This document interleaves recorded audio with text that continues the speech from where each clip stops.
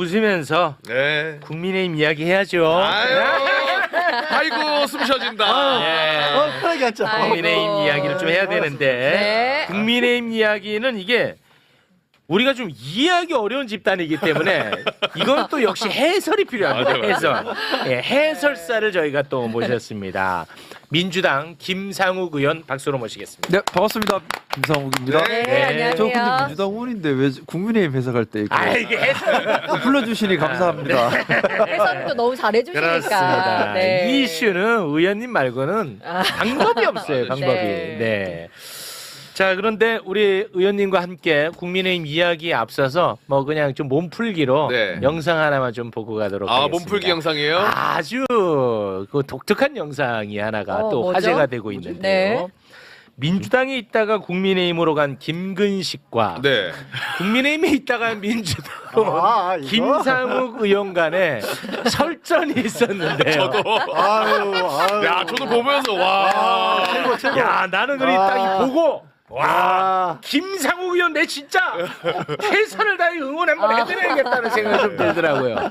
굉장히 독특한 장면입니다. 함께 보시지요. 다시 들어야겠다. 어느 당 공천으로 당선이 됐습니까? 자기가 공천 받았고 자기 당선됐던 정당에 침을 뱉고 다른 당으로 가서 지금 와서는 보수가 아니고 반보수 정당이라고 제가 말씀하시는 건 제가 볼 때 정치도 이상 있을 수 없는 일이라고 보여요. 우리 정당 내에 있는 잘못된 생각들을 이 안에서 고칠 수 있기 위해서 노력할 수 있는 충분한 근거가 있습니다. 제가 있고 김상욱 의원이 있었고 또 우리 당에 개혁파가 있고 혁신파가 있어요. 처절하게 혼자 국민의힘의 방향성에 대해서 외치고 싸웠습니다. 그리고 그 싸웠을 때 죄송하지만 두 분 선배님들은 단 한마디도 도와주지 않으셨습니다. 전화 한 적 있으십니까? 공개적으로 김상욱 지지선을 한 적 있으십니까? 없으시잖아요. 제가 왜 김상욱 제가 지지선을 말하는 해요? 데 끼어들지 마세요. 물어보니까 다 잠시만요. 제가 6개월 동안 국민의힘을 바로잡기 위해서 목숨을 건 투쟁을 했을 때에 죄송하지만 김근식 선배님 전화 한 통 없으셨고요. 지금 와서 이런 말씀하시는 건 좀 비겁하다는 생각입니다. 저는 민주당이 보수 정당의 기능을 다 하고 있다고 생각을 하고 있어요. 네. 반대로 반보수, 반진보, 반민주 기능을 하는 건 사실 없어져야 될 당입니다. 일단 국민의힘은 지금 그런 단계에 있지 않나라는 생각이 들고 김상욱 없어져야 할 당입니다. 아이고 이거 좀 부끄럽네요. 제가 흥분하면 안 되는데 저 생방송 하기 전부터 계속 이렇게 약간 좀 분위기가 좀 그런 게 있었군요. 네, 그래도 계속 선배님 우리 토론 주제에 집중하셔야 합니다 했는데 아유 도저히 뭐 자꾸 인신공격을 하셔가지고 아니 근데 그 인신공격 자체가 다른 사람이 하는 건 괜찮은데 이분은 안 돼. 민주당에서 수없이 많이 공천을 받고 공천에 실패하고 낙선하고 그랬던 분이 아니겠습니까? 그래서 제가 뭐 6개월 정도 국민의힘에서 바로잡으려고 애를 많이 썼는데 사실은 좀 많은 국민의힘 지지하셨던 분들이 국민의힘이 보수당이다라고 착각을 하셨었어요. 저도 보수당이라고 착각을 해서 같이 했었던 것이고, 근데 보수당이면 보수의 기능을 해야 합니다. 맞습니다. 보수의 기능을 하려면 당연히 제일 중요한 건 헌정질서 수호가 보수당의 기능이고요. 사회통합, 사회안정, 원칙준수, 품위준수가 보수당의 맞습니다. 기능입니다. 그렇습니다. 근데 정확하게 헌정질서 부수고 사회분열 야기하고 품위와 원칙 부수면 반보수거든요. 매우 맞죠. 반보수면 이걸 바로 잡아야 되잖아요. 네. 그래서 이게 제일 중요한 게 자정 기능이죠. 저는 이 자정 기능 회복을 위해서 사실 그 6개월 동안 매일이 마지막 날이다. 네, 오늘이 내 삶의 몸부림 마지막 쳤죠, 날이라는 몸부림. 생각으로 죽을 각오로 네, 그건 맞습니다. 애를 썼고요. 그 기간 동안 살해 협박, 뭐 제 주변 사람 괴롭힘, 제 뒷조사, 고소, 뭐 수도 없이 괴롭힘을 당했는데 오늘이 마지막이라는 생각으로 정말 최선을 다해 싸웠는데 정말 아무도 없었어요. 그렇게 6개월 싸우다가 제가 그 당에다 그 얘기를 했었습니다.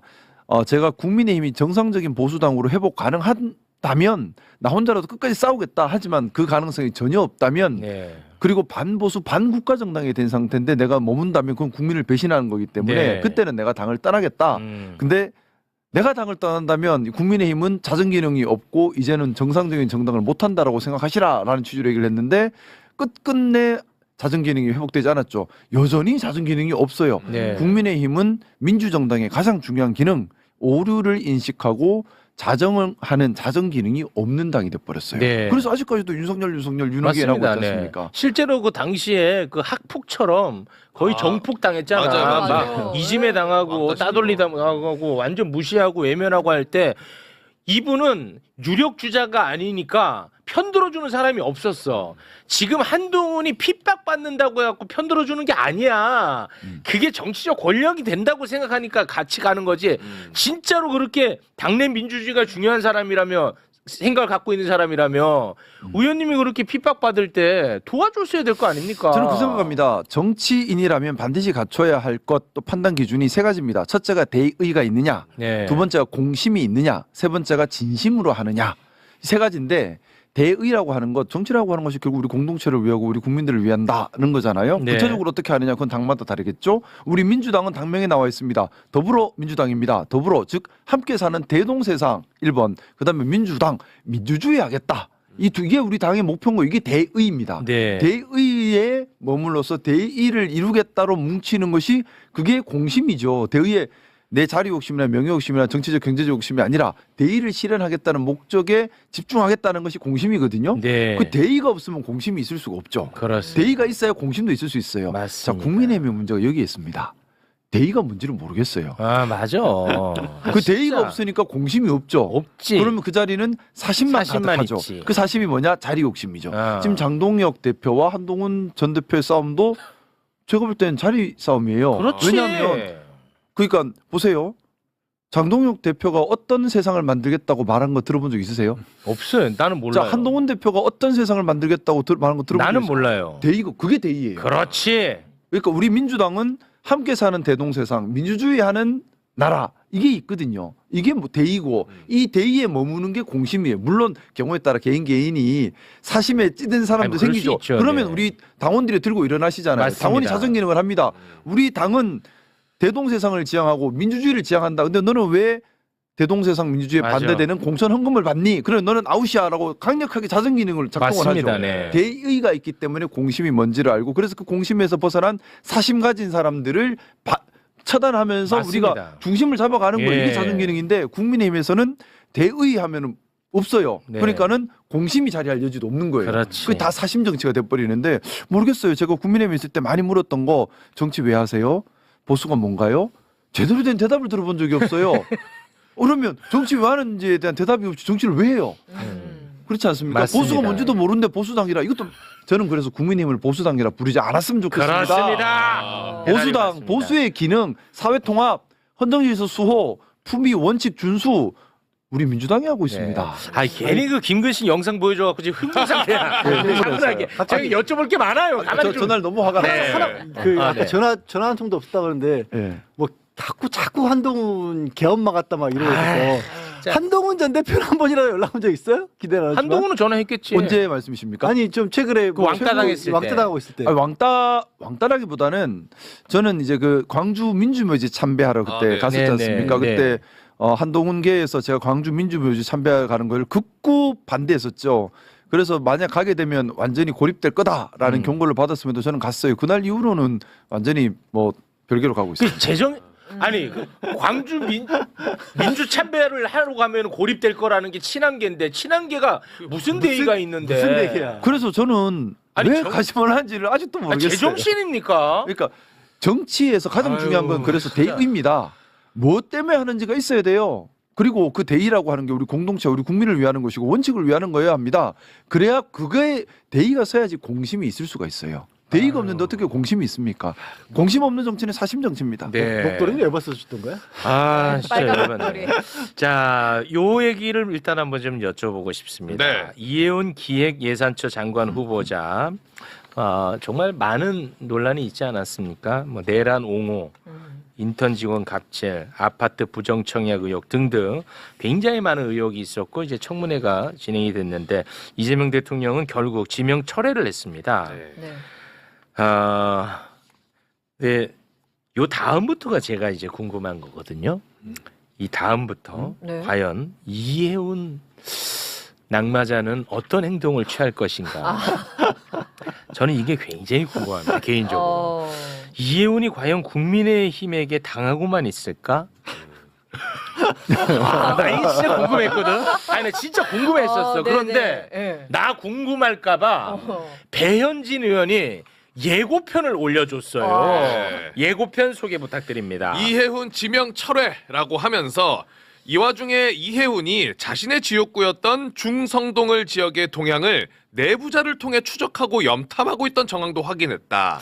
자신에 대한 청문 검증을 도운 국민의힘 중성동을 지역 구성원들에게 그 어떤 보복이라도 한다면 국민의힘 서울시당은 가만히 있지 않을 거다. 복수열전 가자. 아 지금 어때요 분위기가?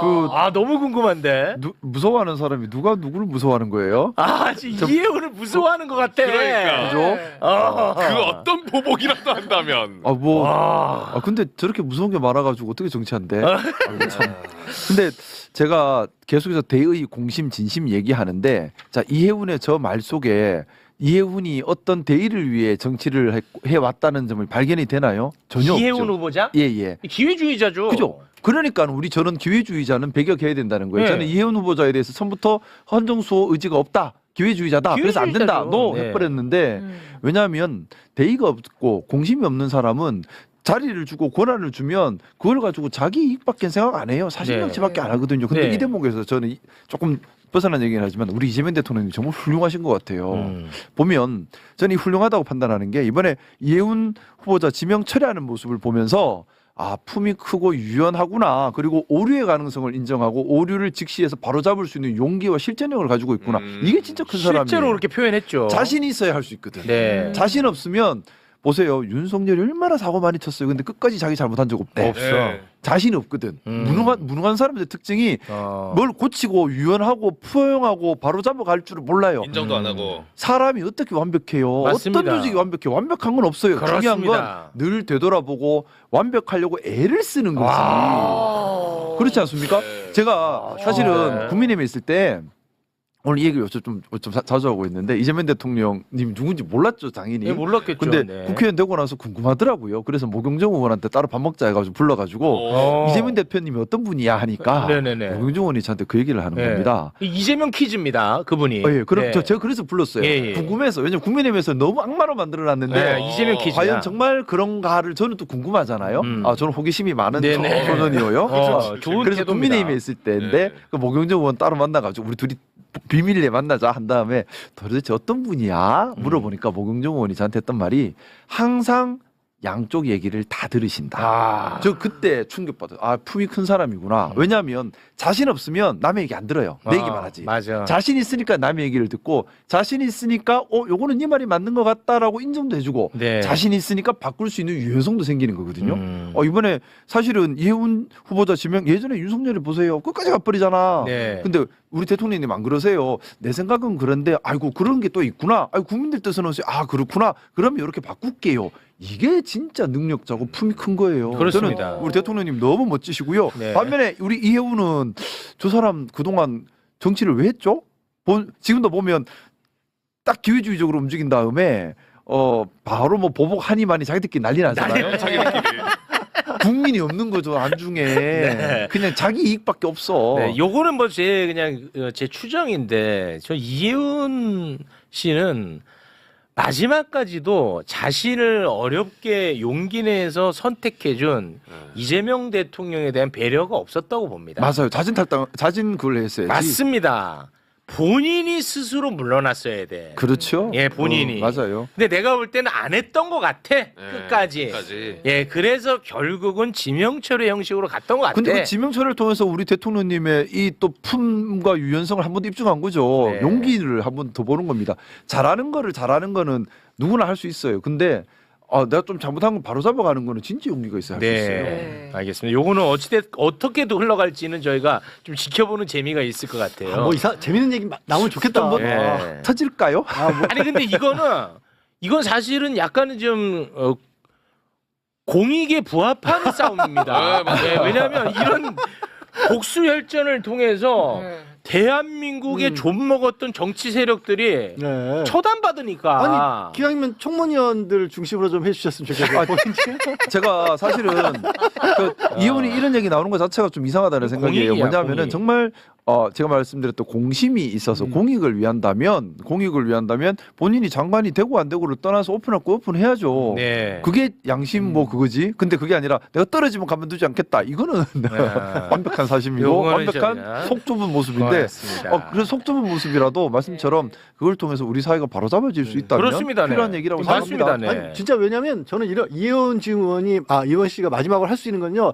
이제 우리 대통령은 여전히 통합의 길로 간다고 보수에서 했어요. 찬다 그랬잖아요. 예, 맞아요. 그 엉뚱한 사람 또 이런 일 반복되지 않게 대통령님 이 사람들 절대 안 됩니다라고 좀 알아서 그럼 마지막으로 붙여줄게. 그러니까. 내가 다 알아 이 사람들 이거 안 되고 다. 그래, 아마 그래. 많이 하실 것 같아요. 삼성문이잖아요. 그러니까. 좋아. 마지막 할 수 있는 길이에요. 국가를 고맙습니다. 네. 네. 민간 인사혁신처 역할을 해주시기 바라겠습니다. 민간 민정수석실 역할을 해주시면 그 역할을 충실히 하면 우리 국민들께서 또 인정해 줄 수 있어요. 고맙습니다. 자, 그리고 아무런 의미도 없고 아무런 성과도 없는 장동혁의 단식. 네. 결국은 이제 박근혜의 출연으로 마무리가 됐고요. 그 과정에서 이준석도 찾고 막 그랬거든요. 이준석이 우리 진짜 같이 한번 제대로 가봅시다 하고 막 난리 쳤잖아. 조기 네. 귀국해가지고. 조기 귀국하고 그랬었다고 이준석이. 예. 그런데 이준석이 단식을 중단한 장동혁에 대해서 불만이 엄청 많습니다. 와, 이거를 단식을 중단해. 그것도 박근혜가 나왔다고 단식 중단해. 이런 불만을 굉장히 강력히 표출한 것처럼 보이는데요. 소개 부탁드립니다. 단식 중단 이후에 이준석의 반응인데요. 공조할 사안이 박근혜 출연이라는 특이한 형식으로 종결이 됐기 때문에 그 실타래를 푸는 거는 너네 국민의힘이 해야 될 거다.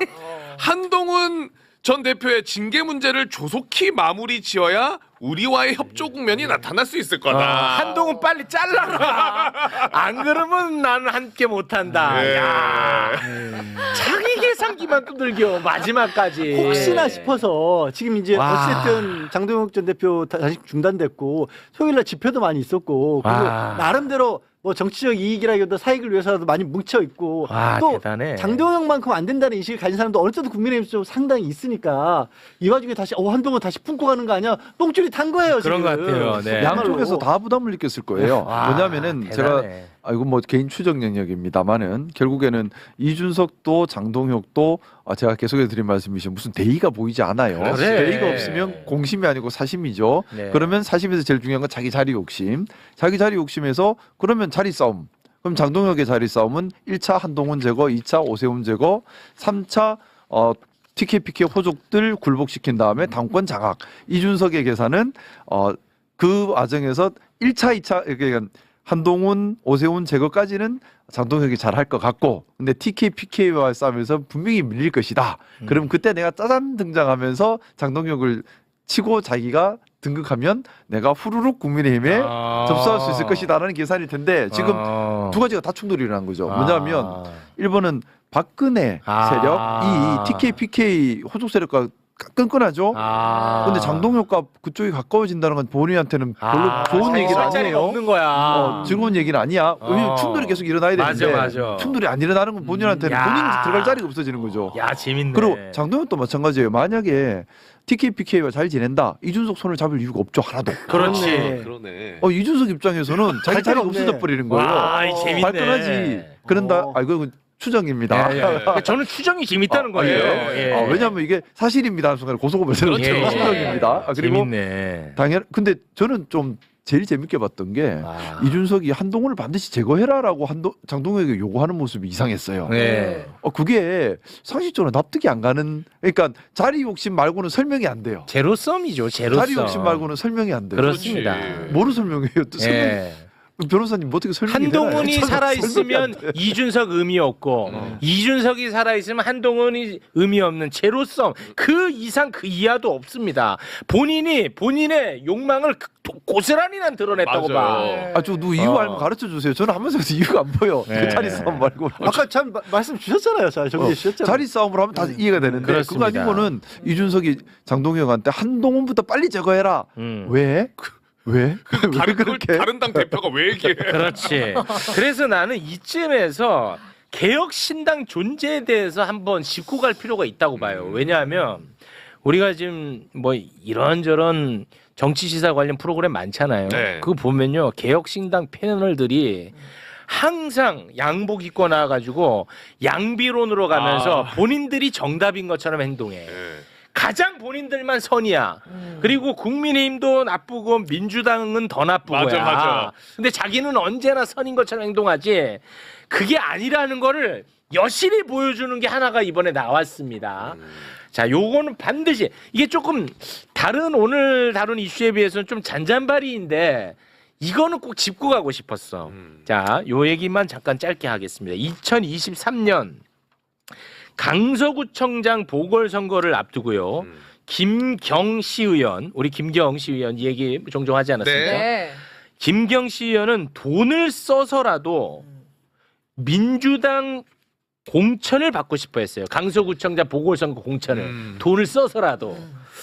그런데 그때 중간에서 역할을 했던 사람이 있었는데 그 사람이 지금 개혁신당에 가 있는 김성열 수석 최고위원입니다. 네. 김경과 김성열이 대화를 나눈 녹취록이 존재하는데 그 녹취록을 기반으로 해서 언론이 지금 보도한 게 있는데요. 그걸 좀 소개해 주시죠. 자, 통화 녹취록을 보면요. 김성열 당시 노웅래 의원 보좌관이 김경에게 얘기합니다. 저 때는 이제 민주당 보좌관이었어요. 네. 전략 공천으로 결정되기 전에 이 상황을 뒤집어야 된다. 최고위원 2명을 설득해야 되는데 비용이 들 거 예상하고 있냐? 아, 공천 헌금 그런 내용이죠. 그랬더니 김경이 되기만 한다면 의지 표명. 그렇습니다. 요게 이제 그 세상에 알려지면서 김성열이 네. 본인의 페이북에 글을 올렸습니다. 네. 저는 오늘부로 개혁신당 최고위원직을 사퇴하고 당을 탈당합니다. 김경 의원과 관련해 거론되는 민주당 관계자 중 한 사람이 저라는 점은 사실입니다. 확실히 말씀드릴 수 있는 거는 저는 어떤 불법 행위도 한 바가 없다는 사실. 그럼에도 불구하고 왜 사퇴하느냐? 이유는 단 하나. 제 스스로 떳떳하기 위해서입니다. 수사에 적극 협조하겠습니다. 네. 라고 23일 날 자, 아니, 이랬던 녹취록이 저런데 무슨 네. 자, 이랬던 김성열 개혁신당 최고위원이 그동안에 김경에 대해서 방송 나와서 어떻게 이야기를 했었는지 오. 함께 보겠습니다. 강선우 의원과 김병기 의원 그리고 안규백 의원까지 자신이 공천에 관여할 수 있는 위치에 있었는데 후보자들 혹은 비례대표 당선자들로부터 정치 유혹을 받았다. 이거를 법적으로 문제가 없다고 하는 것이 맞습니까? 충분히 사후수뢰죄로 다뤄져야 될 부분이라고 보고요. 네. 만약에 그 법이 없다면 법을 만드세요. 민주당의 공천이요. 시의원은 1억, 구의원은 3천 이렇게 지금 나오고 있는 거잖아요. 그러면은 국회의원은 얼마입니까? 한 3억 줘야 됩니까? 이거 뭐 시가예요? 이거 다 밝혀내야 되는 부분이에요. 이번 지방선거 앞두고 이런 돈공천 정말 뿌리 뽑아야 된다고 봅니다. 이게 개혁신당의 민낯이야. 제가 그래서 이게 바로 자꾸 그 얘기를 하는 겁니다. 우리가 공인을 평가할 때 대의, 공심, 마지막 진심을 봐야 된다는 게 진정한 마음인지 자기가 자기를 속이는 이상한 짓을 하거든요. 네. 그러니까 내로남불 자기가 자기를 속이고 완전히 진짜 어떻게 자기가 아이고. 관련돼 있는 일에만 함의 일처럼 얘기를 하잖아요. 그러니까 근데 개혁신당 패널들은 나와갖고 매번 자기들은 엄청나게 정답인 것처럼 한단 말이야. 이거 잊지 말자는 거야 나는. 네. 그리고 언론도요 개혁신당을 그런 포지셔닝을 해줘요. 중도 포지션으로 가운데 완전 느낌으로. 정답 포지션. 네. 아직도 이해할 수 없는 게 그런 거예요. 언론들이 아유, 그러니까 언론이 저도 뭐 기자 출신이긴 합니다만 비평적 시각을 가지고 비평적 관점에서 글을 써야 되고 취재를 해야 되는 건 맞습니다. 필요한 일이에요. 그런데 그렇게 하려면 자기가 직접 발로 뛰고 사람들을 만나고 알아봐서 자기 중심을 가지고 객관적인 시각에서 기사를 쓰거나 발언을 하면 되지. 지금 실제로는 어떤 내막인지도 모르는 사람인데 그냥 그 말이 요즘 그럴듯하면 그 사람이 누구건 간에 끌어다 쓰고 네. 그 사람이 과거에 어떤 말 했는지도 상관없고 또 끌어다 쓰고 그러면서 이준석 키즈 같은 사람들이 막 나왔었고 그렇습니다. 그게 개혁신당에 지금 많이 모여 있다라고 이렇게 보이는 일이 지금 대표적으로 이런 일이 벌어지는 거잖아요. 네.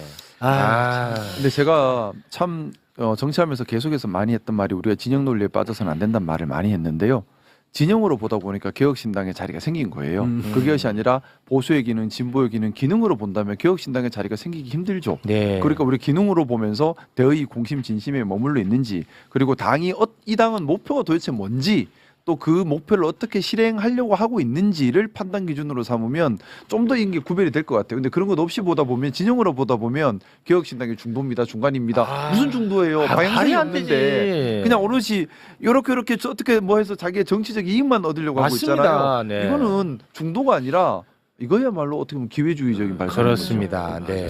근데 저도 방송 보면 와 진짜 저 눈속임이다라고 하는 게 아까 얘기해 주신 것처럼 근데 그 부분은 대통령이 잘한 건 맞아요. 이런 식으로 얘기하고 맞아. 마치 본인이 심판자인 것처럼. 맞아요. 그리고 근데 어. 이거는 국민의힘이 비판 받아야 돼요. 막 이런 식으로 가니까 그러니까 맞아. 뭔가 상식적인가 이런 눈속임이 들어가거든요. 그렇지. 사실. 그러니까 언론이 문제인 거야. 그런 사람을 심판자의 포지셔닝을 만들어 준다니까. 그 경계해야 돼 너. 매번 얘는 개혁신당이 정답 같다고 나한테. 제가 어제 제가 그래서 개혁신당을 안 갔습니다. 네. 자, 저희가 좀 다룰 내용이 많기 때문에 우리 의원님과는 여기서 인사를 나누도록 하겠습니다. 김상욱 의원님 대단히 고맙습니다. 고맙습니다. 네.